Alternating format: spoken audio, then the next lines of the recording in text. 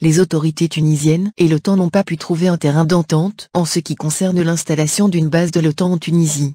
Le deal a été mal ficelé. Le ministre de la Défense n'est pas d'accord pour un partenariat qui n'arrange pas la Tunisie.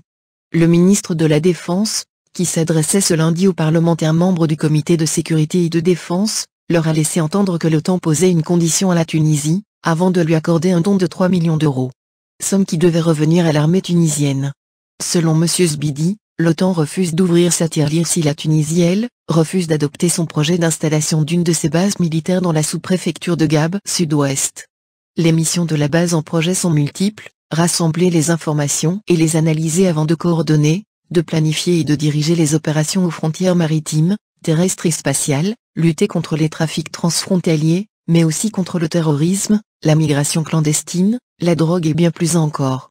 Au dire d'Abdelkrim Zbidi, le point d'achoppement du projet réside dans le fait que son pays refuse la présence des militaires étrangers sur la future base de l'OTAN. Le pays n'en veut que 70 sur tout son territoire, juste pour les besoins de formation de ses militaires. Pour l'Algérie, jalouse de sa souveraineté, cette évolution de la situation géostratégique au Maghreb n'est certainement pas une bonne nouvelle et il apparaît désormais clair que les forces militaires atlantistes, états-uniennes et françaises sont en train de circonscrire le pays. Que ce soit en Tunisie, au Nord Mali ou au Niger, et qu'elles soient françaises ou américaines, les installations militaires se multiplient dans la région, ce qui n'est pas sans inquiéter Alger.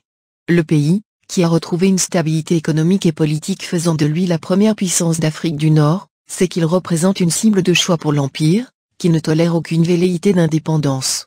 Une Algérie forte et souveraine n'est pas une perspective réjouissante pour les cercles sionistes, qui pourraient décider de lancer les hordes de djihadistes qu'ils manipulent au gré de leurs intérêts, à l'assaut du pays aux millions et demi de martyrs. On se souvient des propos du ministre des Affaires étrangères russe, Sergueï Lavrov, en mars 2014, qui confirmait la présence de partis étrangères voulant mettre l'Algérie à feu et à sang à travers l'avènement d'un printemps algérien et ajoutant que ces mêmes partis avaient ouvert plusieurs fronts près des frontières algériennes depuis la Libye, la Tunisie et le Mali. Le chef de la diplomatie russe accusait directement les instigateurs des bouleversements provoqués délibérément en Tunisie, en Libye et au Mali, de prendre désormais l'Algérie pour cible.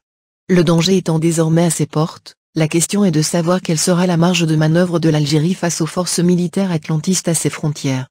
Comme une impression de déjà-vu, l'on se souvient qu'en 2016, la Tunisie refusait de reconnaître l'existence sur son territoire d'une base américaine. Elle a été prise à contre-pied par les autorités américaines, qui ont bel et bien confirmé l'existence de cette base à partir de laquelle l'armée US a frappé la Libye voisine. Précision, les USA avaient dû insister à plusieurs reprises avant d'obtenir l'accord des autorités tunisiennes, pour l'installation de leur base. En juin de la même année, le patron de l'OTAN, Jens Stoltenberg, faisait déjà connaître le besoin pour son organisation d'installer une base, un centre de renseignement en Tunisie. L'année précédente, soit en 2015, la même OTAN qualifiait la Tunisie d'allié majeur, offrant au passage à l'armée de ce pays du matériel militaire dernier cri.